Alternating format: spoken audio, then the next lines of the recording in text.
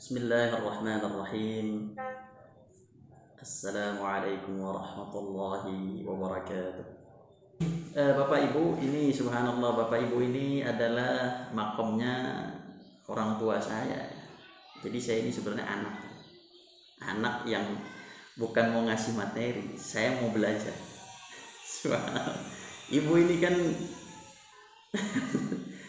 ini kan subhanallah, mungkin majelis taklimnya sudah puluhan tahun. Jangan-jangan umur majelis taklim sama umur saya panjangan umur majelis taklim. Subhanallah. Tahun 2012, Masya Allah. Tapi sebelum itu udah banyak tuh belajarnya dengan ustadz-ustadz yang lain, Masya Allah. Nah, ini.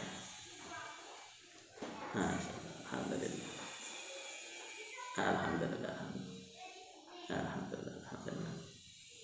Baik ibu-ibu dan bapak-bapak yang tidak saya sebutkan tapi tidak mengurangi rasa hormat saya mohon izin selaku seorang anak di hadapan orang tua, jikalau nanti dalam pembahasan ada kata-kata yang kurang baik dan ada kata-kata yang kurang mungkin berkenan, jadi saya mohon izin ini Bu, dan saya dalam hal ini bukan untuk menyampaikan sebuah ilmu, tapi saya di sini hanya sharing apa yang saya tahu ya saya sharing ke ibu. Nanti kalau ibu mau menambahkan dan mengurangi, membenarkan, ahlan wa sahlan, kami sangat senang, dan memang ibu-ibu ini pengalaman dan ilmunya di atas saya. Jadi saya mohon izin ya ibu ya semua. Saya izin share screen. Bismillah.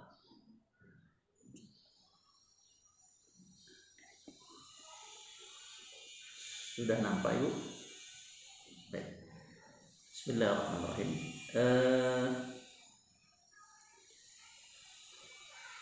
Ini adalah kajian kita pada hari ini, memahami dan agak ketutup ini. Memahami dan melaksanakan jihad fisabilillah dalam kehidupan sehari-hari. Kajian online Majelis Taklim Nur Sakinah bekerjasama dengan Pesantren Islam Al-Hijaz, dan kebetulan saya yang mengisi materinya. Kalau tadi disampaikan oleh Bu Mujiarti dan Ibunda Haja Gayatri Anggra ini untuk menyampaikan CV, saya kebetulan lagi tidak menulis CV di sini. Jadi mungkin saya hanya menyampaikan secara singkat saja. Sementara ini saya adalah sebagai seorang yang bertanggung jawab di Pesantren Islam Al-Hijaz, yaitu sebuah pesantren yatim duafa, dan pesantren ini baru berdiri tahun 2017. Selain itu saya juga mengajar di Sekolah Tinggi Ar-Rahman, dekat juga dengan Jonggol, yang kebetulan sekolah tinggi ini adalah dirintis langsung oleh Kiai Haji Bakhtiar Nasir atau kita kenal dengan UBN. Kemudian yang berikutnya saya pun masuk dalam anggota Badan Wakaf Pesantren Baitul Quran Indonesia di bawah asuhan Kiai Haji Dr. Muslih Abdul Karim. Selain itu kegiatan saya hanyalah sesekali ke Jakarta untuk mengisi kajian dan khutbah Jumat. Itu mungkin sedikit tentang CV saya, dan saya saat ini adalah alhamdulillah sudah menyelesaikan program studi master, dan insya Allah mohon doa daripada ibu, insya Allah akan melanjutkan ke program studi berikutnya di Malaysia insya Allah. Bapak ibuku yang dirahmati Allah Subhanahu wa taala, jihad, memahami jihad dan melaksanakan jihad fisabilillah dalam kehidupan sehari-hari. Saya tidak memulai definisi jihad, tidak. Jadi kalau biasanya kita memulai sesuatu dengan definisi, saya ini mulai dengan fase keislaman, karena nanti dari fase keislaman ini kelihatan apa itu makna jihad. Selama ini kita mungkin berpikir bahwa jihad itu adalah suatu hal yang berkaitan dengan mengangkat pedang, mengucapkan kalimat takbir, kemudian membunuh orang-orang kafir. Apakah betul persepsi itu sebagai bagian dari satu-satunya jihad fisabilillah? Apakah kita dengan kita duduknya di majelis ilmu ini yang majelis ilmu ini adalah online, apakah ini tidak termasuk dalam bagian dari kata jihad? Apakah kita ini yang memiliki anak cucu keturunan yang kita didik tidak bagian dari jihad? Apakah kita ini yang seorang suami menafkahi seorang istri yang mendidik anak-anak dan menjaga rumah, apakah itu tidak termasuk jihad? Inilah yang akan kita bahas agar kita benar-benar mengetahui makna jihad secara komprehensif, lengkap, dan tidak kurang atau tidak cacat sedikit pun, sehingga pengetahuan kita tentang jihad benar-benar tahu, dan kita nanti bisa untuk mengindikatorkan diri kita apakah kita termasuk saat ini yang kita lakukan saat ini dengan niat kita, dengan kehadiran kita masuk dalam kategori jihad atau masuk dalam kategori non jihad. Nah, makalah ini yang sangat penting untuk kita sama-sama memaknai agar kita semuanya ini bisa mendalami ilmu dengan izin Allah dengan baik dan benar insyaallah. Maka Bapak Ibu yang dirahmati Allah Subhanahu wa taala, makna jihad dan fase keislaman. Sebelum saya membahas, saya ingin bahas dalam konteks fase keislaman. Islam ini kalau kita urut dari awal Nabi Adam itu semuanya Islam. Dari Nabi Adam terus Nabi Ibrahim, Nabi Nuh, Nabi Idris, dan seterusnya, Ismail, Ishaq, Yaqub, Ayub, dan seterusnya sampai Nabi Muhammad, itu semuanya adalah Islam. Tapi yang saya maksud dengan fase keislaman di sini adalah fase keislaman pada zaman baginda besar Muhammad sallallahu alaihi wasallam. Jadi bukan fase dari Nabi Adam, tapi fase dari Nabi kita Muhammad sallallahu alaihi wasallam. Kita ketahui bahwa Nabi kita Muhammad alaihi wasallam itu diberikan diangkat menjadi nabi di usia 40 tahun dan meninggal di usia 63 tahun. Artinya beliau menjadi seorang nabi itu adalah pada usia 40 sampai 63 atau dalam range 23 tahun. Itu kita tahu semuanya. Dan usia Nabi SAW dalam menjadi seorang nabi, kata para ulama, usia nabi dibagi menjadi dua. Ada fase persiapan menjadi seorang nabi, ada usia kenabian. Jadi ada usia persiapan, ada usia kenabian. Itu dikatakan oleh para ulama. Dan subhanallah, karena Nabi kita Muhammad SAW rahmatan lil alamin, kasih sayang untuk semua alam, jin, manusia, hewan, tumbuhan. Dan Nabi kita Muhammad SAW adalah Nabi terakhir. Maka tugas beliau bukan hanya untuk Jazirah Arab, bukan hanya untuk Makkah, bukan hanya untuk Madinah, bukan. Tapi beliau alaihissalam memiliki tugas yang sangat berat yang dipikul oleh beliau, yaitu mengislamkan penduduk seluruh muka bumi. Nah, ini yang jarang kita ketahui.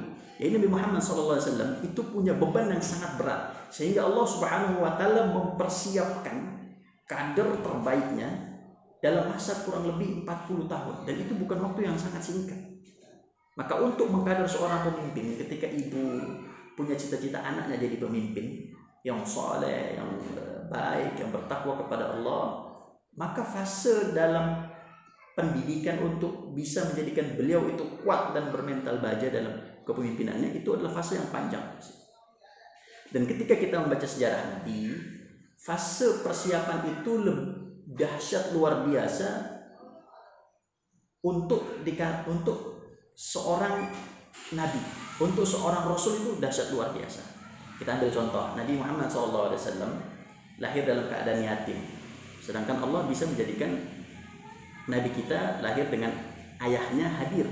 Begitupun umur 6 tahun meninggal dunia, ibunya yatim piatu lengkap sudah, kemudian dengan kakeknya lengkap sudah meninggal, dan seterusnya, banyak luar biasa, sehingga Nabi SAW diangkat menjadi nabi dengan mental yang sangat luar biasa kuat dan sudah biasa dalam untuk menghadapi berbagai macam problematika di kemudian hari. Nah, Nabi SAW berdakwah di Makkah itu 13 tahun lamanya, kemudian berdakwah ke Madinah 10 tahun lamanya. Apa yang dilakukan Nabi selama 13 tahun di Makkah? Fase di Makkah disebut dengan fase Makkiyah. Itu selama 13 tahun. Jadi kalau dihitung dari umur Nabi, dari umur 40 sampai 53. Nah, itu adalah fase Makkiyah. Apa yang dilakukan Nabi?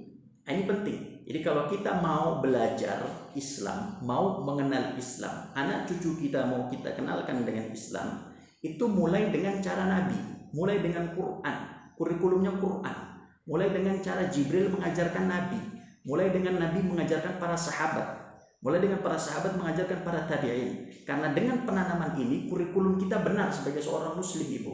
Dan apapun yang terjadi itu gampang dan mudah. Yang salah adalah ketika kita memulai sesuatu, mulai dengan anak, mulai dengan istri, mulai dengan suami, mulai dengan anak didik, itu dengan hukum. Ini yang menjadi problematika.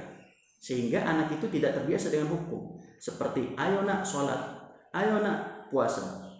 Dia langsung dikasih hukum. Sholat itu hukum, Ibu. Kemudian puasa itu hukum. Itu baru turun di Madinah, bukan di Makkah.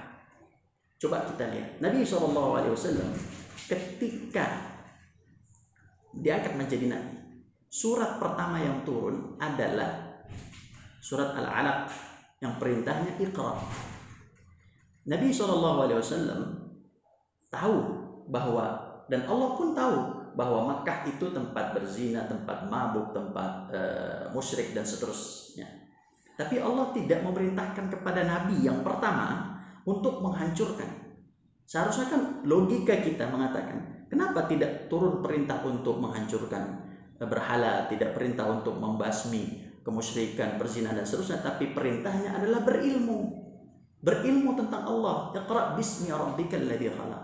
Maka itulah yang diajarkan Quran kepada kita melalui Nabi kita, bahwa penanaman yang paling dasar kepada seluruh umat yang mau memperbaiki umat yang lain, ya, itu adalah dengan fase akidah dan tauhid. Bayangkan para sahabat Nabi, Abu Bakar, Umar, Uthman, Ali, Abdurrahman bin Auf, Talha bin Ubaidillah, Zubair bin Awam, para sahabat itu yang pertama masuk Islam, Khadijah binti Khuwailid, Ali bin Abi Thalib, itu semua mereka belajar tauhid, akidah kepada baginda Muhammad SAW selama 13 tahun.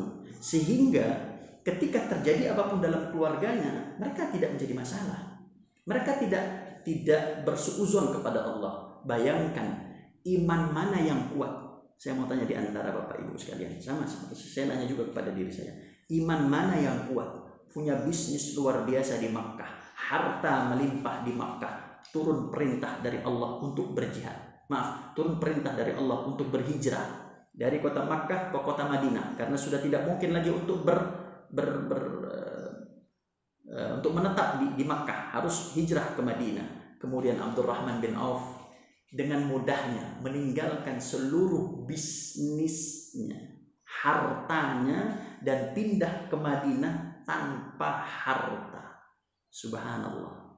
Kalau kita, Ibu, tidak sanggup keimanan seperti ini. Nah, pertanyaannya, kenapa kita tidak sanggup? Karena kita penanaman akidahnya tidak lengkap dan komprehensif sebagaimana Nabi menanamkan kepada para sahabatnya. 13 tahun yang dicecar, yang didoktrin adalah iman, akidah, tauhid kepada Allah Subhanahu wa taala. Maka fase Makkiyah isinya adalah penanaman tauhid dan akidah sebagaimana yang tertulis. Kemudian penanaman rukun iman kepada Allah, malaikat, kitab, hari akhir termasuk kebangkitan, hisab, surga, neraka, qada dan qadar, baik dan buruknya. Kemudian fase Makkiyah adalah penanaman tentang akhlakul karimah. Kemudian fase Makkiyah penanaman tentang keesaan Allah kepada penciptaannya, dan kisah para nabi dan rasul, kisah Nabi Yusuf, kisah Nabi Ibrahim, itu semua diturunkan pada fase Makkiyah. Di antara contoh surat-surat Makkiyah ialah surat Yusuf, kisah bagi orang yang dilanda kesedihan dan musibah besar. Ketika Rasulullah SAW mengalami Amul Huzni. Amul Huzni adalah sebuah tahun kesedihan di mana pamannya meninggal, istrinya meninggal, pergi ke kota Taif untuk berhijrah, untuk berdakwah. Kemudian kemudian penduduk Taif malah melempari beliau, dan disitulah Allah Subhanahu wa taala menurunkan kisah Yusuf. Ingin mengatakan, wahai Nabi Muhammad, janganlah engkau bersedih. Jangankan kamu, Nabi Yusuf pun ceritanya sungguh luar biasa, lebih menyedihkan. Dan musuh Nabi Yusuf bukan orang lain, tapi saudara.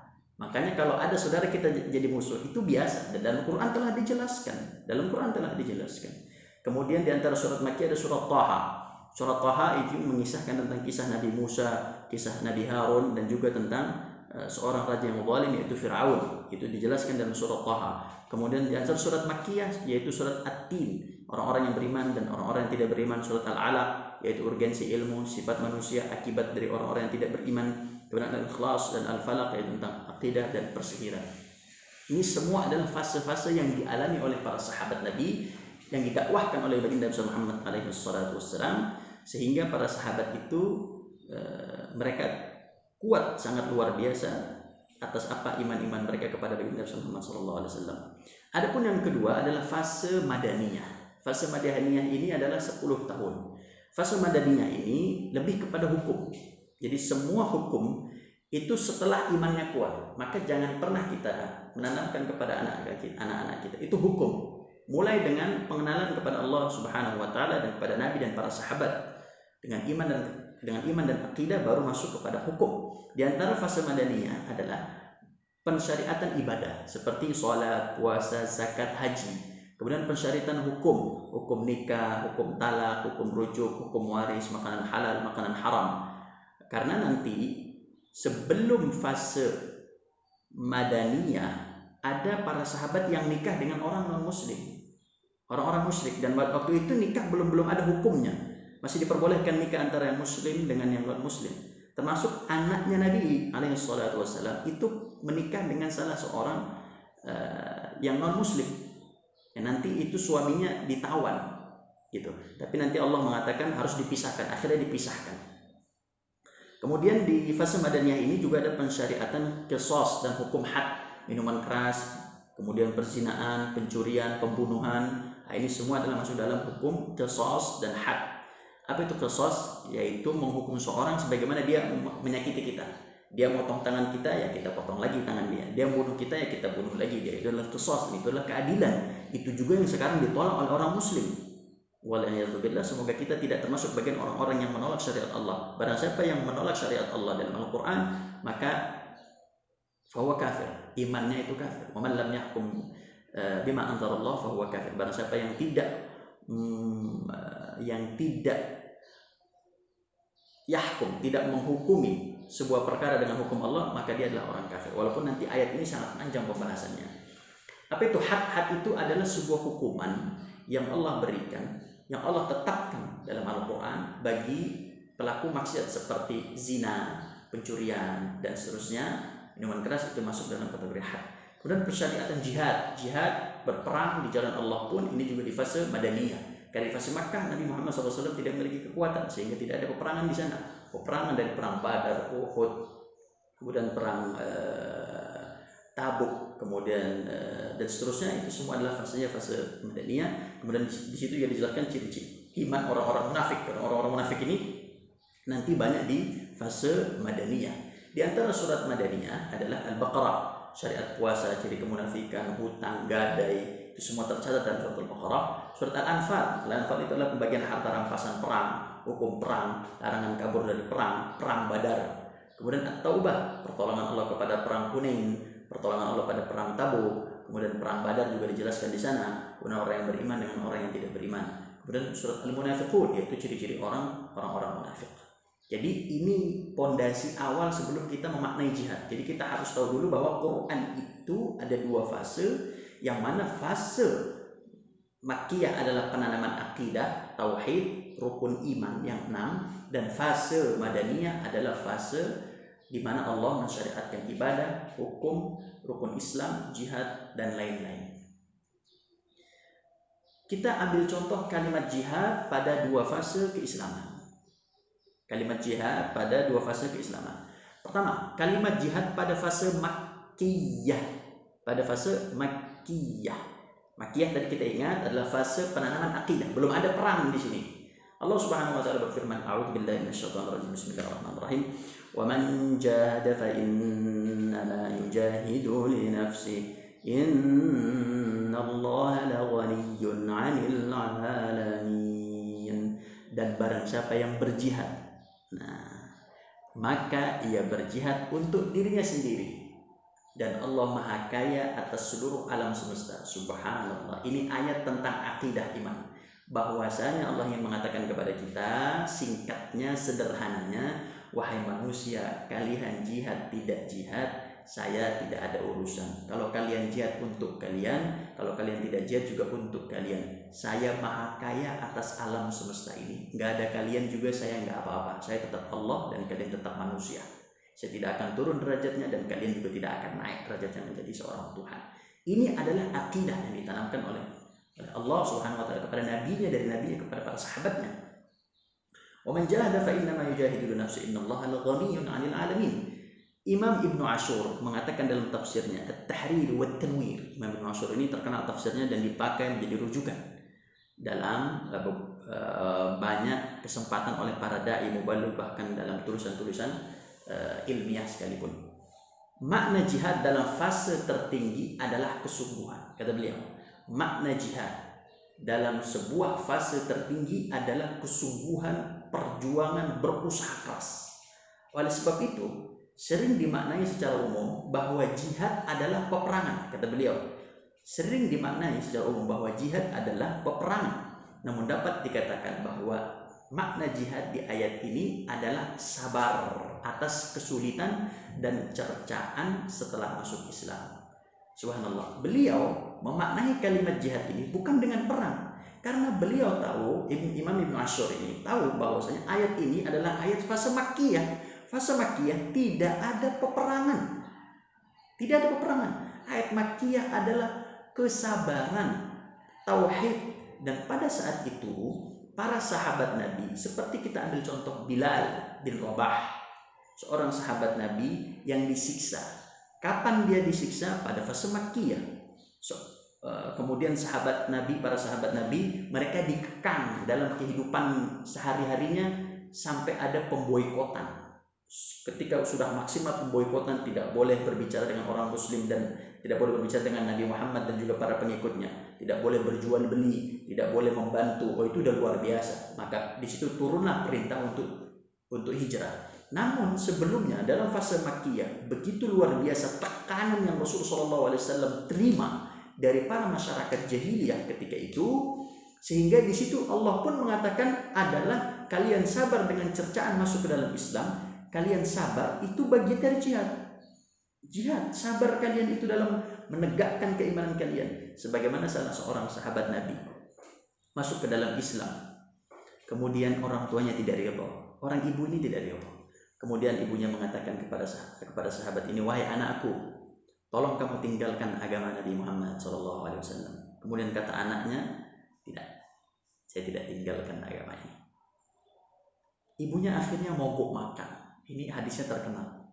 Ibunya akhirnya mogok makan.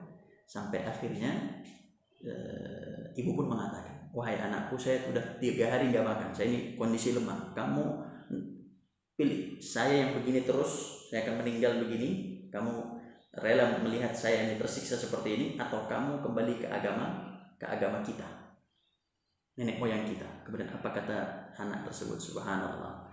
Lau kanat indaki mi'atu nafs, wahai ibuku, andaikan kamu memiliki 100 nafs, jiwa, 100 nyawa, fakharajat nafsan, kemudian jiwa itu, nyawa itu keluar satu-satu, maka saya tidak akan meninggalkan dina Nabi Muhammad SAW. Saya tidak akan meninggalkan agama Muhammad. Artinya apa? Walaupun kamu mati, wahai ibuku, mohon maaf, walaupun kamu meninggal dunia, 1 kali meninggal, dicabut lagi nyawanya, dicabut sampai 100 kali, saya tidak akan meninggalkan agama Nabi Muhammad SAW. Begitupun Mus'ab bin Umair, seorang anak muda, orang kaya luar biasa, kemudian tiba-tiba masuk ke dalam agama Islam, dicaci, dihina, diboikot oleh keluarganya, sehingga dia hijrah pun dalam keadaan yang tidak memiliki apa-apa. Nah, itu kata Imam Ibnu Ashur dalam tafsirnya, wa man jahada fa innama yujahidu nafsi. Ini adalah fase Makkiyah, di mana mempertahankan keimanan dalam ayat ini bagian dari jihad fi sabilillah. Kemudian sebagaimana pada surat Al-Ankabut ayat 8, Allah Subhanahu wa taala mengatakan, wa in a'udzu billahi minasyaitonir rajim, bismillahirrahmanirrahim, wa wa in jahadaka litusyrika bima laysa laka bihi ilmun fala tuti'huma. Dan jika kedua orang tuamu, ini tadi, jika kedua orang tuamu memaksamu, jahadaka, dua orang tuamu memaksamu, berusaha keras, berupaya luar biasa agar kamu mempersekutukan Allah, sebagaimana kisah yang tadi saya sampaikan, mempersekutukan aku yang kamu juga tidak punya pengetahuan tentang itu, maka jangan taati kedua orang tua. Ini ayat turun pada masa Makkiyah. Dan kalimat jihad di sini, Allah meletakkan kalimat jihad di sini. Apa maknanya?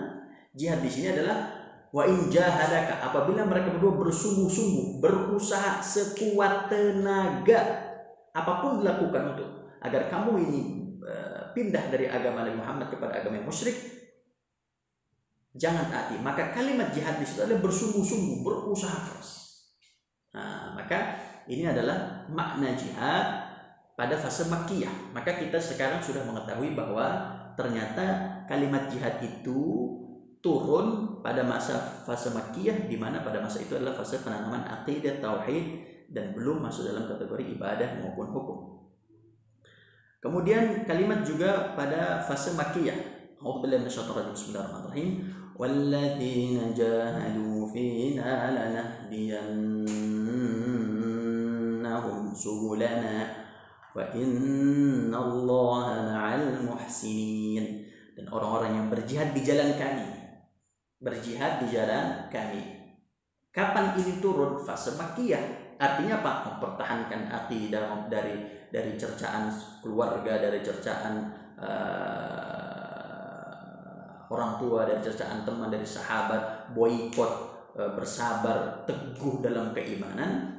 Lanahdiyannahum subulana, kami akan berikan petunjuk jalan kami kepada mereka. Wa innallaha lama'al muhsinin, dan Allah bersama orang-orang yang baik. Maka kalimat jihad pun Allah gunakan pada masa Makkiyah.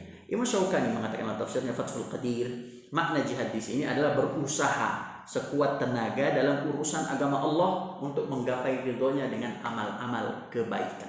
Dengan amal-amal kebaikan. Maka menggapai ridho Allah dengan amal-amal kebaikan masuk dalam kategori jihad fi sabilillah. Nanti akan kita urutkan lagi apa itu jihad dalam kehidupan sehari-hari. Kemudian Imam Zamakhsyari, Imam Zamakhsyari ini adalah seorang imam tafsir. Dalam tafsirnya Al-Kasyaf, beliau mengatakan kalimat mujahadah, kalimat mujahadah tidak dikhususkan dengan sebuah objek. Yang seharusnya kalau ada objeknya adalah jihadlah kepada orang kafir. Nah, orang kafir itu sebagai objek. Jihadnya kepada orang munafik, maka orang munafik itu adalah objek. Kalimat mujahadah tidak dikhususkan dengan adanya sebuah objek, yang menunjukkan bahwa maknanya sangat umum. Maknanya sangat umum, yang berarti jihad melawan hawa nafsu, jihad melawan syaitan, jihad melawan musuh Islam terhadap hak kita, bagian dari jihad fi sabilillah. Kemudian kalimat jihad pada fase Madaniyah. Nah, sekarang kita lihat yaitu kalimat jihad yang turun pada fase Madaniyah, di mana kalimat ini adalah berkaitan dengan hukum, yang berkaitan dengan hukum. A'udzubillahi minasyaitonir rajim. Bismillahirrahmanirrahim. Ya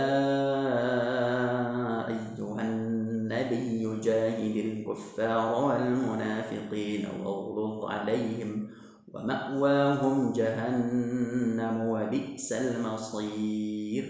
Wahai Nabi, jihadilah. Nah, ini perlu digarisbawahi. Jihadilah atau perangilah orang-orang kafir dan orang-orang munafik. Orang-orang kafir, orang munafik ini sebagai objek yang tadi disampaikan oleh Imam Zamakhsyari dalam tafsirnya, sebagai objek. Jihadilah, perangilah orang-orang kafir dan orang munafik, dan berlaku keraslah terhadap mereka, terhadap orang-orang kafir dan munafik ini. Dan tempat mereka adalah jahanam, dan itu adalah seburuk-buruknya tempat. Sahabat Nabi Ibnu Abbas mengatakan, jihadilah orang kafir dengan pedang dan orang munafik dengan lisan, dengan hujjah. Ibnu Abbas ini adalah keponakan Nabi dan beliau adalah ahli tafsir dunia. Jadi kalau ibu ingin mengetahui siapa ahli tafsir dunia, itu Ibnu Abbas. Itu tidak diragukan, karena Rasulullah SAW mendoakan Ibnu Abbas, Allahumma faqihhu fid din wa 'allimhu ta'wil. Ya Allah, Ibnu Abbas ini Allah fakihkanlah, pahamkanlah mereka dia tentang agamanya, dan berikanlah ia kemampuan untuk mentakwil, mentafsirkan sebuah kata. Maka Ibnu Abbas mengatakan kalimat ya ayuhan nabiyyu jihadilah orang kafir dengan pedang, yaitu perang. Ini yang kita kenal sekarang, jihad fisabilillah ini perang. Dan yang kedua adalah munafik dengan hujjah. Hujjah itu adalah dengan logika, dengan argumentasi. Imam Zamakhsyari menambahkan dalam tafsirnya Al-Kasyaf, dan berlaku keraslah kamu wahai Nabi Muhammad kepada mereka dalam dua jihad tersebut, kufar munafikin, dan jangan pernah kasihani mereka beserta orang-orang bersama mereka dalam merusak akidah, dan ini adalah hukum yang telah ditetapkan. Nah, beliau menambahkan itu. Artinya apa? Bahwa jihad yang biasa kita maknai dalam mindset kita bahwa jihad hanyalah perang, nah ini ayatnya. Konsepnya gampang. Dia turun pada fase Madaniyah, kemudian dia punya apa? Dia punya sebuah objek. Apa itu objeknya? Al-kufar wal munafiqin. Walaupun tidak semua orang kafir nanti kita jihadkan. Walaupun tidak semua orang kafir kita perangi. Karena nanti ada kafir zimmi, ada kafir harbi. Zimmi itu yang tidak menyerang Islam, itu harus dijaga, harus dihormati, harus diberikan hak-haknya. Adapun kafir harbi yang memerangi Islam dengan lisannya atau dengan statementnya atau dengan kebijakannya atau dengan kekerasannya, ini kafir harbi yang harus kita perangi. Nah, ini juga ada pembahasannya. Maka tidak bisa memahami sebuah Quran itu tanpa tafsir dan pendapat para ulama. Maka kita dapat sekarang kita sudah mulai mengerti bahwa fase Madaniyah karena fase hukum, dan di sini ada objek, maka ini adalah perintah untuk berjihad. Ini ibu, ketika saya cari ternyata ini turun pada dua surat yang sama. Subhanallah, yang sama. Pertama ada di surat Taubah ayat 73, kedua ada di surat Tahrim ayat 9. Subhanallah, dua-duanya ini adalah ayat satu yang terletak pada dua surat berbeda, dua ayat berbeda. Jadi perintah itu jihad lawan orang kafir munafik dan bersifat keras terhadap orang meraih kita itu dua kali Allah perintahkan itu. Subhanallah. Kemudian kita memahami sekarang kalimat qital, perang dalam Al-Quran yang bermakna jihad. Jadi Allah Subhanahu wa taala menggunakan kalimat qital. Qital itu artinya perang. Dalam Al-Quran yang bermakna jihad itu tadi. Allah Subhanahu wa taala berfirman, A'udzu billahi minasyaitonir rajim. Bismillahirrahmanirrahim. Wa qatilul musyrikeena kaffatan kama yuqatilunakum kaffah wa'lamu annallaha ma'al muttaqin. Dan perangilah orang-orang musyrik seluruhnya sebagaimana mereka memerangi kalian secara seluruhnya, dan ketahuilah bahwa Allah Subhanahu wa taala bersama orang-orang yang bertakwa. Pelajaran yang dapat diambil, pertama, terdapat 5 ayat dalam Al-Quran Allah Subhanahu wa taala menggunakan secara langsung kalimat qital yang bermakna perang melawan kaum kafir. Jadi tidak semua kalimat jihad itu bermakna perang sebagaimana kita telah bahas. Dan kadang Allah langsung menggunakan kata perang itu langsung dalam Al-Quran kepada Nabi kita Muhammad SAW. Waqatilul musyrikina kafatan kama yuqatilunakum kafah. Sebagaimana mereka menyerang ente begitu menyeluruh dari berbagai pihak dengan seluruh kemampuan, ente serang lagi mereka itu dengan seluruh kemampuan kalian umat muslim. Nah itu. Jadi Allah menggunakan langsung kalimat perang. Jadi ada yang sharih, ada yang langsung terang-terangan sebagaimana qatilu, ada yang tidak langsung, yaitu dengan menggunakan kalimat jihad. Kemudian kalimat jihad tidak selalu bermakna perang, karena tidak jarang Allah Subhanahu wa taala menggunakan kalimat qital secara langsung. Tidak semua sebagaimana kita ketahui di awal. Kemudian pelajaran ketiga yang dapat kita ambil adalah perang di jalan Allah adalah bagian dari jihad fisabilillah. Nah, ini yang paling penting. Perang di jalan Allah adalah bagian, saya ulangi, bagian dari jihad fisabilillah. Jadi bukan satu-satunya jihad. Nah, kemudian definisi jihad. Setelah kita mengetahui dari fase Makkiyah, fase Madaniyah, barulah kita paham ternyata definisi jihad itu bukanlah satu-satunya berperang di jalan Allah. Maka jihad makna umum adalah bersungguh-sungguh berusaha keras. Ya. Jadi jihad itu secara makna umum adalah bersungguh-sungguh berusaha keras dalam melaksanakan ibadah kepada Allah dan menggapai ridha Allah. Ingat, menggapai ridha Allah. Sebagaimana disampaikan oleh Al-Imam Syaukani dalam kitabnya Fathul Qadir yang tadi saya jelaskan sebelumnya. Maka itulah makna umum. Di semua ibadah rutinitas kehidupan sehari-hari yang kita lakukan dengan usaha, susah payah, jerih payah, bahkan tetesan air mata tidak jarang. Anak dengan ibunya mengelus dada, mendidik anaknya luar biasa, sabar dengan anaknya, jihad bisa dilihat. Seorang suami dengan istri kadang-kadang pertengkaran, terjadi sebuah uraian air mata, subhanallah, saling sabar untuk tetap menegakkan rumah tangga agar tidak pecah, jihad fi sabilillah selama menggapai ridha Allah Subhanahu wa taala. Dan banyak lagi nanti akan kita bahas. Kemudian makna khusus dari definisi jihad adalah berjuang untuk meninggikan kalimat Allah di medan perang melawan orang-orang kafir. Ini adalah makna khusus dari jihad.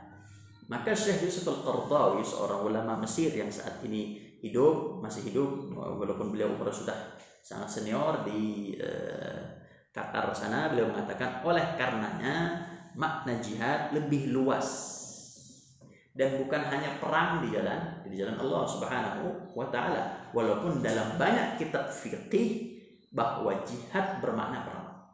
Jadi kalau kita banyak baca buku fikih, kalau kita lihat jihad itu lebih banyak maknanya adalah perang, fase madaniyah gitu. Tapi itu bukan satu-satunya bahwa itu adalah jihad fisabilillah.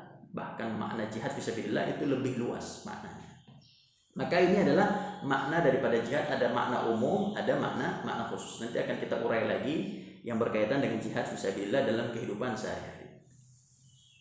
Kemudian pembagian jihad. Jihad itu kata Imam Ibnul Qayyim Al-Jauziyah itu ada 4. Pertama, jihad nafs melawan hawa nafsu, jihad syaitan melawan syaitan, jihad kaum kafir, perang di jalan Allah. Kemudian jihad melawan kaum munafik.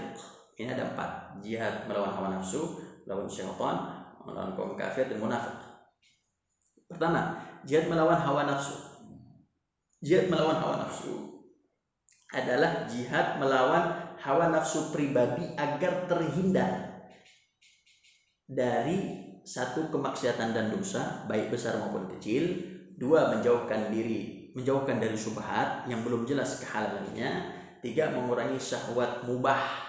Ini jihad nafs, mengurangi syahwat mubah seperti ngobrol itu mubah. Jadi kalau kebanyakan jatuh kepada haram nanti. Menonton TV itu mubah. Tapi kalau melihat TV kelamaan, kemudian menonton hal yang tidak baik, jatuhnya ke makruh, bahkan ke haram. Makan minum kalau berlebihan juga masuk ke dalam makruh dan haram. Dan Allah Subhanahu wa taala mengatakan wa amma a'udzubillahi minasyaitonir rajim wa amma man khafa maqama rabbih wa nahan nafsa 'anil hawa fa innal jannata hiyal ma'wa. Barang siapa yang takut dengan Rabb-nya dan menahan hawa nafsunya, maka tempatnya adalah surga. Kita ketahui dulu Bapak Ibu, apa sih itu hawa nafsu? Hawa nafsu adalah sebuah perasaan dari jiwa yang condong kepada keburukan. Itu namanya hawa nafsu. Dalam surat Yusuf, Allah Subhanahu wa taala mengatakan innan nafsa, sesungguhnya hawa nafsu la ammaratum bisu, menyeru kepada keburukan, kejelekan. Setiap yang menyeru kepada keburukan dari diri pribadi itu adalah hawa nafsu.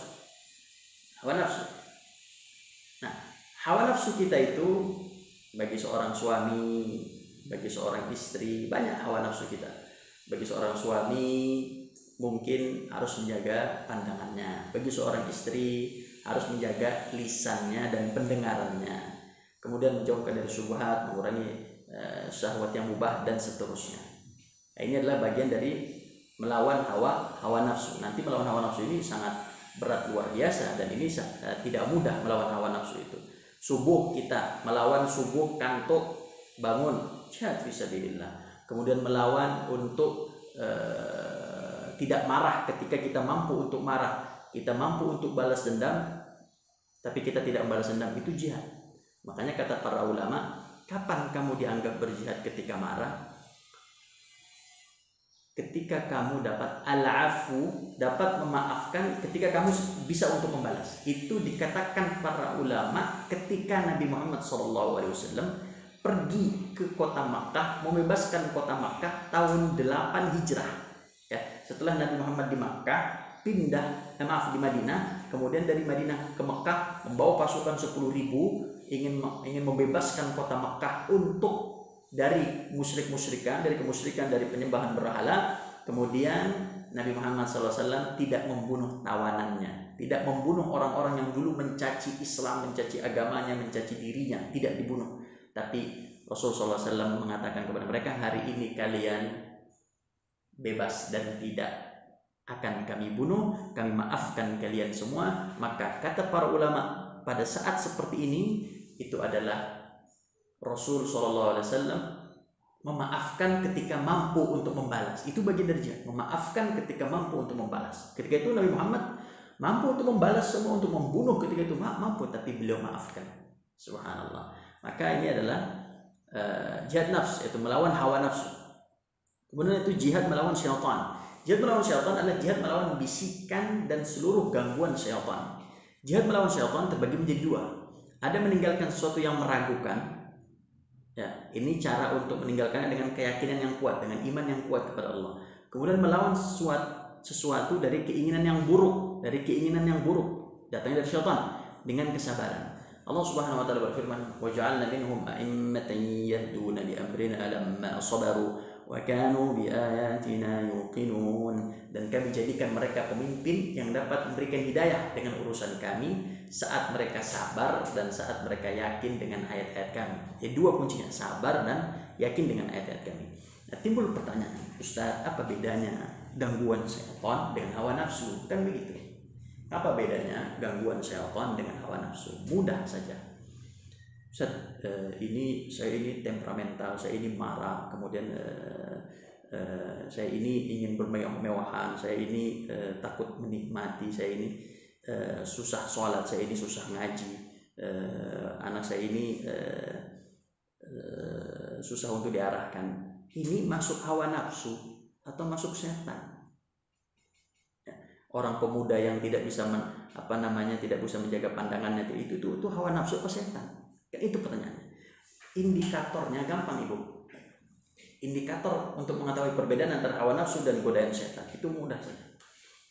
Pada saat bulan suci Ramadan, Allah Subhanahu wa taala membelenggu seluruh setan selama 1 bulan.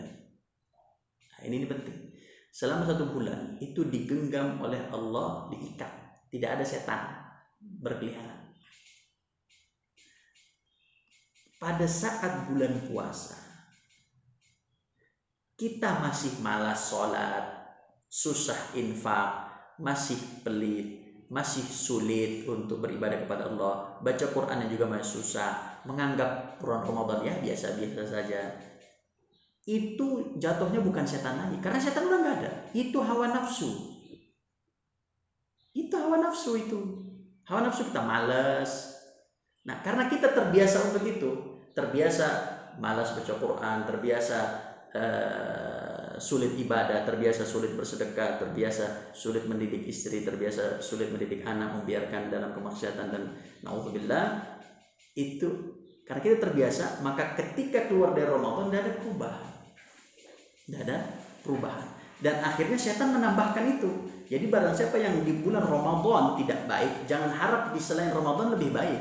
Karena di selain Ramadan pasti Allah sudah lepaskan itu setan semua. Gitu. Ya, jadi saya punya tetangga di rumah itu. Dia subhanallah, dakwah yang paling baik itu adalah dengan tauladan. Itu dakwah yang paling baik. Jadi setiap sholat 5 waktu kami sholat dengan almarhum ayah saya juga, dengan keluarga, pulang pergi. Itu kan seharusnya sebagai contoh. Oh, ini dia pulang pergi ke masjid. Tapi dia tetap aja azan, qomat, taraweh, nggak taraweh, tetap aja nongkrong, duduk, dan itu orang tua, bukan anak muda lagi, orang tua. Subhanallah, puasa pun merokok dan subhanallah. Nah, maka ini nih Orang yang seperti ini, naudzubillah, ya, ini adalah hawa nafsunya terlalu besar. Maka nanti Allah Subhanahu wa taala mencela orang-orang yang menjadikan hawa nafsunya Tuhan. Fir'aun itu, kenapa dia jadi Tuhan? Itu hawa nafsunya terlalu tinggi untuk dihormati, disegani, diberikan penghargaan. Itu hawa nafsu luar biasa. Nah, orang kalau sudah mentuhankan hawa nafsunya, ingin kaya, dia melakukan segala macam cara, ya, korupsi dengan macam-macam, dengan berbohong, berdusta, menandatangani hal-hal yang tidak dibenarkan oleh Allah, kemudian membantu proyek-proyek orang-orang yang menghancurkan bangsa, negara, dan agama. Ini luar biasa. Maka Allah Subhanahu wa taala mengatakan, afara'aital ladzi, apakah kamu wahai Muhammad melihat, afara'aital ladzi, apakah kamu melihat orang-orang yang menjadikan hawa nafsunya hawa ilah, yang menjadikan hawa nafsunya itu adalah Tuhan. Apakah kamu mau lihat wahai Muhammad orang-orang hawa nafsu itu menjadi Tuhan? Ya, apapun, saya mau contoh Ibu. Saya mau kasih contoh orang yang menjadikan hawa nafsunya itu Tuhan, ya. Walaupun ini contoh kecil. Bapak Ibuku, kita tahu orang yang artis lah, kita ambil artis. Ini bahayanya jadi artis. Artis itu beda dengan orang soleh dari penggunaan harta saja. Orang soleh dalam menggunakan harta, dia akan persiapkan harta itu untuk dia nanti di akhirat. Makanya ketika ada seorang pedagang besar, dia suka berinfak. Kemudian ditanya sama stafnya, ibu kok gampang banget ibu infak? 5 juta, 10 juta, oh luar biasa. Ibu nggak sayang sama harta ibu? Dibilang apa? Justru saya sayang sama harta saya. Ini kan harta saya. Ya saya mau bawa ke akhirat. Kalau saya taruh sini nggak ke bawah ini. Makanya saya mau bawa ke akhirat. Saya kasih ke orang lain. Itu adalah bagaimana orang yang paham gitu. Dia akan masuk surga dengan hartanya. Jihad dengan harta. Nanti ada bahasannya. Nah, ada orang yang dikasih kemudahan harta. Tapi subhanallah, hawa nafsu. Rumah digedein luar biasa, tanah dilebarkan luar biasa, mobil mahal luar biasa, dia beli, dia pamer. Yalah ibu lebih tahu daripada saya. Dunia keartisan itu, orang cinta dunia itu hawa nafsu semua itu. Cinta dunia itu hawa nafsu semua itu. Ya, kemudian pergi ke sana beli barang mewah yang saya nggak masuk akal. Beli jam 10 juta, beli jam 50 juta, sendal 30 juta, baju 3 juta. Subhanallah. Ini akan dihisap orang-orang begini. Dan masuk surganya belakangan, kata Allah. Masuk surga nanti. Orang miskin dulu, baru orang kaya. Hisapnya panjang orang kaya itu. Orang kaya yang tidak beriman. Makanya para sahabat Nabi itu punya harta langsung. Utsman bin Affan itu luar biasa infaknya. Abdurrahman bin Auf, ketika turun sebuah ayat dalam Al-Quran yang mengatakan, kamu tidak akan beriman sampai menginfakkan ma tuhibbun. Kamu tidak akan beriman kepada Allah sampai kamu menginfakkan apa yang kamu cinta, apa yang kita cintai, itu kita infakkan. Maka beliau langsung menginfakkan sebuah perkebunan kurma terbaik, langsung diinfakkan. Turun ayat langsung diinfakkan. Bu, Bapak, kita ini, saya ambil contoh kecil saja. Ibu, Bapak, kita ini di rumah, wah, baju banyak, sendal banyak, apa lagi, dan seterusnya banyak.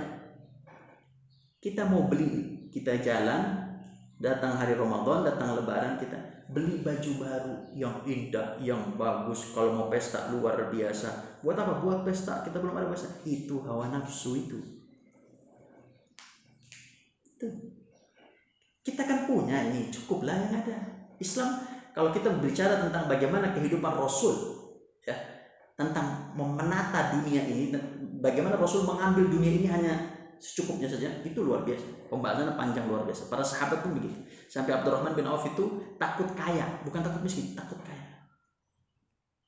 Itulah mereka itu. Nah, itu semua adalah jihad melawan syaitan. Jadi kita tahu perbedaan apa itu hawa nafsu, apa itu syaitan. Kalau mudah saja, yaitu pada bulan suci Ramadan kita lihat kalau kita masih malas-malasan maka itu semua adalah nafsu dari diri pribadi. Kemudian jihad melawan kaum kafir, harbi dan kaum munafik. Jihad melawan kaum kafir dan munafik terbagi menjadi 4. Ini pun masih kata Imam Ibnu Qayyim. Pertama dengan hati, ya, dengan hati menolak kekafiran itu, menolak orang-orang kafir itu. Kemudian dengan harta, sebagaimana Abu Bakar, Utsman pada perang Tabuk, Umar dan Utsman pada perang Tabuk. Pada perang Tabuk ini, Rasul itu ketika mau perang naik ke mimbar. Mimbar Rasul itu cuma 3, Bu. Bapakku, ibuku cuma 3. 3 anak tangga. 3 anak tangga. 1, 2, 3 naik. Ya Nas, besok kita akan perang. Kumpulkan harta kalian. Oh, kalau sudah begitu semua datang dengan harta apa yang ada di rumah. Ada yang dengan roti, ada yang dengan ontanya, ada yang dengan minumannya, ada yang dengan kurmanya, macam-macam dibawa. Ada yang dengan pedangnya, ada yang dengan semua. Apa yang dia punya dibawa. Subhanallah, yang hebat Umar punya harta. Ini kita kayak Umar kan nih imannya. Umar punya harta, dibawa setengah hartanya itu. Bapakku, setengah hartanya dibawa. Jadi kalau kita punya tabungan, kita punya uang, kita punya pakaian, kita punya apapun, dibawa setengahnya. Subhanallah, dibawa kepada Nabi sallallahu alaihi wasallam. Kalau kita punya tabungan 100 juta di bank, itu 50 juta diambil langsung. Oh, lihat bagaimana penghuni surga ini begitu respon dengan jawaban, dengan perintah-perintah Allah, dengan yang digaungkan oleh Nabi kita Muhammad sallallahu alaihi wasallam. Kemudian kata Rasul, wahai Umar, apa yang kamu sisakan buat keluargamu? Ma abqaita li ahlik. Apa yang kamu sisakan? Abqaitu nisfahu. Saya meninggalkan setengahnya. Kemudian datanglah Abu Bakar dengan seluruh hartanya. Luar biasa. Abu Bakar luar biasa, Abu Bakar ini. Seluruh hartanya.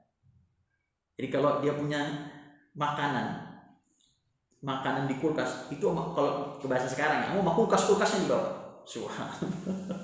Luar biasa. Kalau dia punya tabungan, sama rekening-rekeningnya dikasih. Subhanallah. Dia punya onta, dia punya kendaraan, semuanya, mobil-mobilan, sama bahasa kita sekarang, sama STNK-nya dibawa. Subhanallah. Kemudian Rasul bertanya, ya Abu Bakar, apa yang membuatmu ma'abqai cari ahlik? Apa yang kamu tinggalkan buat keluargamu, wahai Abu Bakar? Kata Abu Bakar, abqaitullaha wa rasulah.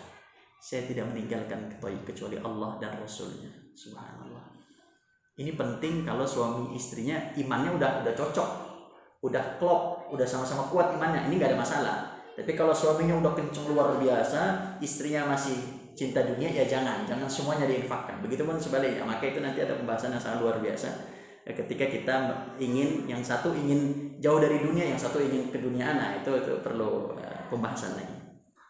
Tapi itulah para sahabat Nabi yang mudah untuk begitupun Utsman, datang dia dengan banyak harta, penuh dengan jadi onta dengan isi-isinya, dengan perlengkapan makanannya, minumannya lengkap didatangkan kepada Nabi sallallahu alaihi wasallam.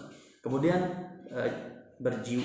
perang dengan jiwa, yaitu berjihad dengan jiwa, yaitu para syuhada yang telah meninggal di perang Badar, perang Uhud, kemudian perang Tabuk dan lain-lain. Dan sampai sekarang pun yang berjihad di negara-negara Arab itu pun para syuhada yang telah meninggal dunia untuk membela agama Allah. Dan khusus jihad kaum kafir dengan tangan, yaitu dengan kekuasaan dan kekuatan. Khusus jihad kaum munafik dengan lisan, yaitu adalah argumentasi dan logika. Kemudian jihad melawan kemungkaran terbagi menjadi 3. Ada dengan tangan, dengan atau kekuasaan, dengan lisan dan hati. Maka ketika kita, saya kasih contoh Ibu, saya kasih contoh ringan saja. Bu, Bapak, kemarin 2-3 hari yang lalu itu ada orang yang luar biasa menjadi tanda-tanda akhir dunia ini yang dinyatakan oleh Nabi benar adanya. Apa itu? Pada akhir zaman perzinahan itu akan terang-terangan, dan saat ini perzinahan itu terang-terangan. Contoh, perzinahan online itu jelas, perzinahan para artis, dan itu semua orang bungkam dan diam. Tapi ngomongin poligami, orang muslim nomor 1 untuk mencegah itu. Tapi perzinahan nggak ada yang mencegah, subhanallah. Tapi yang dahsyat luar biasa, yang sampai saya pun kaget melihat berita itu, saya kesal sekali ketika melihat berita itu. Ada seorang yang berzina, subhanallah, di halte busway. Nah, kita tahu tuh berita itu.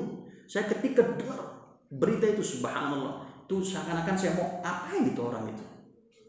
Luar biasa, bijaknya luar biasa. Ketika ada seperti itu, apa yang kita lakukan? Bagaimana kita jihad? Kita punya kuasa? Tidak punya. Kita punya kekuatan? Tidak punya. Maka kita tidak bisa jihad dengan tangan kita. Kita juga bisa jihad dengan lisan kita, sampaikan kepada orang ini adalah hewan. Bahkan adall, kata Allah, bal hum adall. Mereka itu lebih sesat dari hewan itu. Maka kita bisa sampaikan. Saya ketika naik taksi, saya sampaikan, saya ceramahin itu bapak-bapak itu, bapak tukang taksi itu tentang hal ini. Oh iya Ustaz ya, begitu luar biasa. Iya, iya. Pantaslah Allah turunkan azab kepada negeri ini. Angin puting beliung, musibah luar biasa, corona luar biasa, tidak henti-hentinya, kemudian bencana alam, longsor, gunung meletus. Dan saya yakin selama kezaliman ini, kemungkaran, kemaksiatan masih terus datang, masih terus berjalan, ya, tunggu tanggal mainnya, semua kita akan Allah luar biasa. Makanya dalam beberapa kajian saya di Jakarta beberapa hari yang lalu, saya katakan kepada para jamaah, Bapak Ibu tolong sebutkan satu negara saat ini yang Allah dulu lantahkan dengan bencana alam. Tidak ada kecuali Indonesia. Yang lain urusannya sama corona aja. Tapi Indonesia dengan gunung Merapinya, dengan airnya, dengan gempanya, dengan longsornya, dengan kecelakaannya, dengan angin puting beliungnya, sampai kapan? Terus akan berjalan. Maka ketika kita mampu untuk lisan, sampaikan kepada orang terdekat, sampaikan ini luar biasa, harus dihilangkan. Begitupun dengan hati. Kita katakan ini keji, ini luar biasa dahsyat, maka itu bagian dari jihad kepada kemungkaran. Jihad bisa. Jadi dengan hati itu kita berjihad, menolak itu, menolak sebuah kemungkaran. Musyrik, ada kemusyrikan di dekat rumah, menolak. Maka itu adalah bagian dari jihad fisabilillah. Kemudian jihad dalam kehidupan sehari-hari terbagi menjadi 5. Ada jihad melawan hawa nafsu yang tadi kami jelaskan di awal, jihad dengan ilmu, jihad dengan harta, jihad orang tua kepada keluarga, jihad anak kepada orang tua. Ini adalah kehidupan sehari yang biasa kita laksanakan, yang kita ketahui. Pertama, jihad melawan hawa nafsu. Jihad melawan nafsu dari maksiat anggota tubuh, pandangan, pendengaran, pembicaraan, tangan, dan kaki. Diusahakan untuk terhindar dari maksiat sebisa mungkin, khususnya yang ada dalam laptop, dalam handphone ini. Anak-anak ibu, anak-anak cucu-cucu ibu, cucu-cucu bapak, ibu-ibu sekalian, ini tolong dikontrol. Jadi banyak maksiat di sini. Maka saya sampaikan ini bukan handphone. Kalau saya mengatakan ini setan gepeng.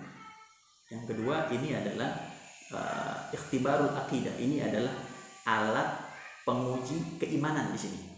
Ini di sini. Kalau kita benar, insya Allah iman kita benar. Kalau kita nggak benar, iman kita berarti masih bermasalah. Gitu. Jadi kata seorang syekh mengatakan ini adalah alat pengetes akidah dan iman.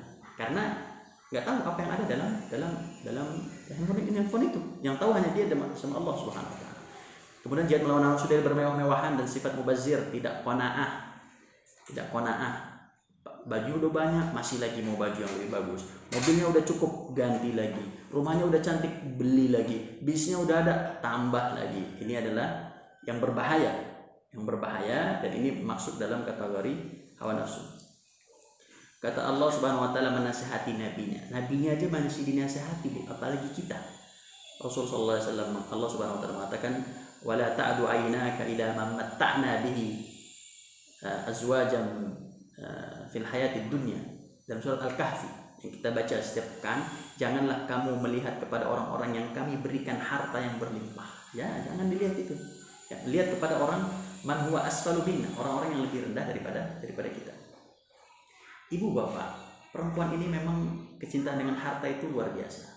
Sampai istri Nabi, bayangin, istri Nabi yang sudah jelas surganya itu ditawarkan sama Allah. Allah berfirman, ya nisa'an nabiyyi lastunna ka ahadin min nisa'il alamin. Pertama, wahai istri Nabi, kalian ini beda dengan istri-istri seluruh alam di atas semesta alam ini. Kamu ini beda, khusus. Lastunna ka ahadin min nisa'il alamin. Kamu tuh beda dengan seluruh perempuan-perempuan yang ada di atas muka bumi ini. Kemudian kata Allah Subhanahu Wa Taala melanjutkan, in kunna turidna Allah wa rasulah. Kalau kalian pilih Allah dan Rasulnya, maka kalian akan mendapatkan surga. Tapi kalau kalian memilih dunia dan isinya, umatti'kunna wa usarrihkunna sarahan jamila, maka kalau kamu pilih dunia, kamu nggak mau pilih Allah, nggak mau pilih Rasul, silakan. Saya akan umatti'kunna, saya akan berikan kesenangan kepada kalian, wahai para istri Nabi. Wa usarrihkunna sarahan jamila, dan saya akan berikan fasilitas luar biasa kepada kalian. Itu istri Nabi digituin. Subhanallah. Apalagi istri kita. Jadi kalau ada istri yang minta nafkahnya luar biasa dahsyat kepada suaminya, ya. Nah ini ayatnya ini. Kasih ayat ini. Subhanallah. Maka bermewah-mewahan ini bukan dari sifat Nabi. Nabi suatu hari tidur, lagi tidur di rumahnya, datanglah seorang sahabat yaitu Umar bin Khattab. Kemudian datang Umar, kemudian melihat Nabi tidur, kemudian Nabi bangun, habis tidur dibangun karena datang Umar. Melihat Nabi tidur di atas pelepah kurma, daun pelepah kurma di atas tanah, keluarlah air mata Umar bin Khattab. Beliau adalah orang yang paling gagah luar biasa, tapi keluar air matanya mudah tersentuh. Maka orang yang mudah tersentuh adalah kebaikan dalam Islam. Ya Rasulullah, tidakkah mengapa engkau sebagai Nabi Allah, kekasih Allah, tidur di atas tanah begini? Kemudian kata Rasulullah SAW, wahai Umar bin Khattab, tidakkah engkau ridho mereka raja-raja Kisra, mereka raja-raja Romawi itu mengambil dunia ini, tapi kita akan mendapatkan apa yang Allah janjikan di surga? Tidakkah engkau ridho wahai Umar? Dari situlah Umar tahu bahwasanya hidup di dunia ini sebatasnya dan secukupnya. Dalam hadis lain Rasulullah SAW mengatakan, barang siapa yang pada pagi hari mu'afan fi jasadihi, jasadnya sehat, wajada quti yaumihi, kemudian dia ada makanan, kemudian aminan, dalam keadaan aman, maka dia dengan raja yang ada di dunia sama Bapak, sama. Raja dapat makan, dapat keamanan, dapat sehat. Kalau kita pagi ini sehat, kita pagi ini dapat makan, kita dapat keamanan, sehat, udah sama kita sama dia, nggak ada bedanya. Itulah Islam. Jadi tidak bermewah-mewahan, tidak ada sifat mubazir dalam Islam. Nabi itu hartanya semua untuk para sahabatnya. Dan ibu kalau mau berwakaf, bapak ibu kalau mau berwakaf, ibu punya harta, Ustaz saya mau jihad dengan harta, Ustaz saya mau ambil jihad dengan harta. Kemudian di antara ada anaknya, jangan nanti saya nggak dapat warisan dan seterusnya. Nah ini yang musibah karena anaknya nggak paham. Kami setelah almarhum ayah kami wafat 2019, tanahnya, kemudian mobilnya, kemudian bahkan rumahnya itu diwakafkan oleh beliau. Kami sebagai anak tidak ada masalah, alhamdulillah tidak ada masalah, karena tahu ini adalah memang untuk bekal orang tua kami di sana. Kami masih bisa ibadah, orang tua kami udah meninggal, kami bisa ibadah. Kami sebagai ahli waris, tidak ada masalah. Tanah pesantren diwakafkan, kemudian bahkan rumah beliau. Makanya salah seorang menantu beliau mengatakan, ini almarhum Kiai Haji Muhammad Rizal Lubis luar biasa ya, tanahnya untuk agama, anaknya untuk agama, ini kemudian mobilnya untuk agama, sampai rumahnya untuk agama, sampai beliau mengatakan, yang ini orang hartanya halal semua kali ya, sampai menantunya yang halal semua, subhanallah. Tapi itulah tidak ada sifat mewah dan sifat mubazir. Sampai akhirnya mobil Avanza yang kami ingin ganti ketika itu, ayah tolong ganti mobil Avanzanya, ini udah terlalu tua untuk ayah dan seterusnya. Bahkan beliau pun tidak mau disupiri, karena nanti Fatimah binti Muhammad SAW itu berkeluh kesah kepada Nabi Muhammad. Fatimah anaknya berkeluh kesah, wahai Nabi Muhammad, wahai ayahku, tolong kasih aku pembantu. Nabi Muhammad nggak ngasih pembantu, Nabi Muhammad malah memberikan zikir agar kuat minta sama Allah. Nah, itu luar biasa, makanya beliau tidak disupirkan dan dengan mobil yang seadanya. Dan beliau mengatakan, jangan pernah ganti mobil saya ini, biar seperti ini. Dan itulah beliau mengajarkan anak-anaknya. Maka ini adalah jihad melawan nafsu, untuk tidak bermewah dan sifat mubazir. Kalau sudah ada ya cukuplah. Kemudian jihad untuk tidak dalam jiwa dan hati, jauh dari dengki, iri hati, dendam dan suuzon. Kemudian jihad dengan ilmu, menuntut ilmu, mengajarkan ilmu, melawan kaum munafik dengan argumentasi, menciptakan karya tulis ilmiah seperti para ulama. Qala Nabi sallallahu alaihi wasallam, "Man kharaja fi talabil ilmi kana fi sabilillah hatta yarji." Barang siapa yang menuntut ilmu, ia berada di jalan Allah sampai pulang. Ini kita Ibu sekarang ini di jalan Allah. Kalau meninggal kita syahid insyaallah. Jadi ada kisah singkat saja. Ada orang tua yang disuruh ngafal Quran sama ustadznya. Orang tua ini pada ngeluh, "Ustadz, kita kan udah tua ini, ngapain kita nuntut ilmu, bagaimana kita ngafal Quran, gak masuk Ustadz." Kemudian ustadznya mengatakan, "Bapak ibuku, saya bukan mau kalian menghafal Quran, tapi saya mau kalian itu belajar ilmu. Karena orang yang belajar ilmu fisabilillah, meninggal cepat masuk surganya." Maka dikeluarkanlah hadis, "Man salaka tariqan yaltamisu fihi ilman sahhalallahu lahu tariqahu ilal jannah." Barang siapa yang menuntut ilmu, man salaka tariqan yaltamisu fihi ilman sahhalallahu tariqahu ilal jannah. Barang siapa menuntut ilmu, maka Allah mudahkan jalan ke surga. Setelah orang tua itu bertahu, oh ternyata kita harus menuntut ilmu biar dimudahkan ke surga, barulah mereka semangat untuk terus belajar menggali ilmu Allah Subhanahu wa taala. Kemudian yang berikutnya jihad dengan harta, yaitu memberikan harta kepada para penuntut ilmu agama dan para penghafal Al-Quran, memberikan harta kepada para pejuang di medan perang, sebagaimana para sahabat Nabi ketika ada perintah perang langsung memberikan perang, langsung berikan harta untuk perang, kemudian menjadi penanggung jawab anak yatim. Kata Rasulullah SAW, "Ana wa kafirul yatim hakata." Saya bersama anak yatim itu gandengan berdua dalam surga Firdaus. Dalam surga Firdaus. Begini, dekat, ya. Allah Subhanahu wa taala berfirman, "Ya ayyuhalladzina amanu hal adullukum 'ala tijaratin tunjikum min 'adzabin alim." Wahai orang beriman, maukah kalian aku tunjukkan kepada perniagaan atau bisnis yang menyelamatkan kamu dari azab Allah yang pedih. Tu'minuna billahi wa rasulihi wa tujahiduna fi sabilillahi bi amwalikum wa anfusikum dzalikum khairul lakum in kuntum ta'lamun. Maka berimanlah kepada Allah dan Rasulnya, kemudian berjihadlah dengan harta. Lihat, Allah mendahulukan harta sebelum jiwa. Allah mendahulukan harta sebelum jiwa. Karena jiwa dengan harta ini luar biasa dampaknya. Kebaikannya banyak sekali. Yang walikum anfusikum dzalikum khairul lakum in kuntum ta'lamun. Kalau kalian tahu betapa Allah telah menyiapkan dahsyatnya orang berjihad dengan harta dan jiwa, kalian pasti akan berlomba-lomba ke arah sana. Ialah jihad dengan harta. Kemudian jihad orang tua kepada keluarga. Seorang suami bersabar dalam mendidik istri dan anak-anaknya, memberi nafkah.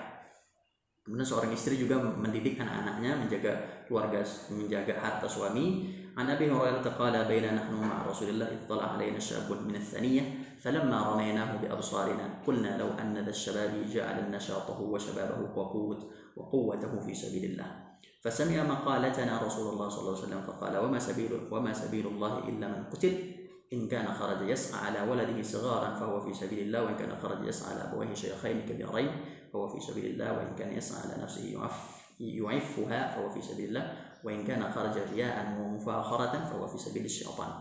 Suatu hari Abu Hurairah bersama Nabi SAW tiba-tiba muncul di hadapan kami seorang pemuda dari lembah, kuat fisiknya luar biasa. Kemudian kami terfokus kepadanya. Kami berkata, semoga pemuda itu menjadikan kerajinannya, kepemudaannya, kekuatannya itu berperang di jalan Allah. Dan Rasul mengatakan, beliau bersabda, apakah yang dinilai syahid jihad itu adalah orang yang wafat di medan perang saja? Kemudian beliau bersabda, tidak. Kalau dia keluar mencari nafkah buat anaknya masih kecil, maka dia di jalan Allah. Kalau dia bekerja mencukupi kedua orang tua yang sudah tua renta, maka dia di jalan Allah. Kalau dia bekerja mencukupi kebutuhannya sendiri agar terjaga kehormatannya dan tidak minta-minta kepada orang lain, fa huwa fi sabilillah. Tapi kalau dia bekerja untuk riya, sombong dan membanggakan diri, maka dia fi sabilis syaitan. Nauzubillah. Maka seorang suami itu yang kemarin jatuh sebuah pesawat, Kapten Afwan dan para yang lainnya semua fi sabilillah dengan syarat kalau dia mencari rezeki untuk suaminya, untuk istrinya, untuk anaknya, untuk menjaga iffahnya, kehormatannya, maka semua itu adalah fi sabilillah. Kemudian yang berikutnya jihad anak kepada orang tua. Berbakti kepada kedua orang tua, jihad anak kepada kedua orang tua. An Abi Hurairah, dari Abu Hurairah, ketika kami bersama Nabi, saya bacakan artinya saja. Ketika kami bersama Nabi, datanglah Abdullah bin Amr bin As berkata, datanglah laki-laki kepada Nabi dan berkata, ya Rasulullah, Seorang pemuda datang kepada Rasulullah, "Ya Rasulullah, saya ingin berbaiat, saya ingin bersumpah untuk jihad bersamamu dan mengharapkan pahala Allah." Nabi menjawab, "Fahal min walidayka ahadun hayyun?" Apakah orang tuamu masih hidup? Ia menjawab, "Ya." "Na'am, bal kilahuma." Ya Nabi, bahkan dua-duanya bapak ibu saya masih hidup. Kemudian Nabi SAW mengatakan, "Fatabtaghil ajra min Allah Ta'ala." Apakah kamu mau dapat pahala dari Allah? Ya. Qala farji ila walidayka fa ahsin suhbatahuma. Maka Nabi bersabda, maka pulanglah kepada orang tuamu dan berbaiklah kepada mereka. Hadis riwayat muttafaq alaih, Imam Bukhari, Imam Muslim. Dan dalam lafaz lain, Rasul SAW mengatakan, "Ahayyun walidak?" Apakah orang tuamu hidup? Qala na'am. Kemudian kata Rasul SAW, "Fa fihima fajahid." Maka berjihadlah kepada mereka berdua. Subhanallah. Jadi seorang anak yang berbakti kepada orang tua itu jihad. Kemarin ada ibu-ibu yang bilang kepada saya, "Ustaz, tolong doa ini kepada ibu saya, kalau memang yang terbaik adalah umur panjang maka panjangkan umur, dan kalau yang terbaik adalah meninggal dulu maka meninggal dulu." Saya tanya, "Ibu kenapa memang dengan ibunya? Boleh dijelaskan kepada saya?" Akhirnya beliau menjelaskan, "Ibu saya udah 92 tahun Ustaz. 92 tahun. Sekarang ini udah nggak mau makan lagi, kemudian udah kalau ngomong nggak jawab lagi, kemudian udah sulit komunikasi." Kemudian saya sampaikan, subhanallah, ibu itulah surga, itu surga. Saya sampaikan, itu surga ibu itu berbakti kepada orang tuanya ibu. Kemudian saya ceritakan, "Bu, saya punya nenek. Jadi ibunya masih hidup, baru meninggal kemarin, itu umurnya 96 tahun. Anak-anaknya, subhanallah, anak-anak beliau itu berbakti sama beliau. Ganti-gantian, hari ini si fulan, makanannya, minumannya, pampers dan seterusnya. Bahkan beliau itu di beberapa tahun terakhir udah makannya secukupnya, udah nggak bisa komunikasi lagi, bahkan udah nggak sholat karena akalnya udah nggak berfungsi lagi, udah seperti anak-anak, persis seperti bayi lagi kembali. Kemudian akhirnya karena kesabaran para anak-anaknya sampai akhirnya beliau meninggal dunia dan meninggal dalam keadaan baik, alhamdulillah. Kemudian anak-anak beliau tuh merasakan bahwasanya anak-anaknya, dengan cucu si nenek ini, itu semua berbakti kepadanya hasil daripada ia berbakti kepada kedua orang tuanya. Berat memang, namanya jihad. Kalau nggak berat ya bukan jihad namanya. Kan sudah sampai, jihad itu adalah berusaha keras, berjuang sekuat tenaga, pasti berat. Jadi mengurus ibu berat, mengurus anak itu berat, itu pasti berat. Namanya jihad. Kalau nggak berat namanya tidak jihad. Cari nafkah pagi, siang, sore, malam, kemudian mendidik istri, mengasuh anak, mengajarkan kepada santri yang juga mungkin sulit disampaikan, tidak paham-paham dan seterusnya, itu adalah jihad. Semua yang berat, susah untuk menggapai ridha Allah, itu adalah jihad fisabilillah. Kemudian yang terakhir, kami tutup dengan sebuah ayat dalam surat At-Taubah ayat 11. Temanya sebenarnya bukan jihad. Inilah ayat penutup yang kami tutup dengan ini. Allah Ta'ala, a'udzubillahi minasyaitonir rajim. Inna Allah ashtara minal mu'minina anfusahum wa amwalahum bi anna lahumul jannah yuqatiluna fi sabilillahi fayaqtuluna wa yuqtalun wa'adan 'alaihi haqqan fit tawrati wal injili wal qur'an wa man awfa bi'ahdihi min Allah fastabshiru bi bai'ikum alladhi ba'atum bihi wa dzalika huwal fawzul 'azim. Sungguhnya Allah memberi dari orang-orang mukmin jiwa dan hartanya. Mereka akan diberikan surga untuk mereka berperang di jalan Allah sehingga mereka membunuh atau terbunuh sebagai janji yang benar dari Allah dalam Taurat, Injil dan Al-Quran. Dan siapakah yang lebih menepati janjinya selain Allah? Maka bergembiralah dengan jual beli yang telah kamu lakukan, dan demikian itulah kemenangan yang agung.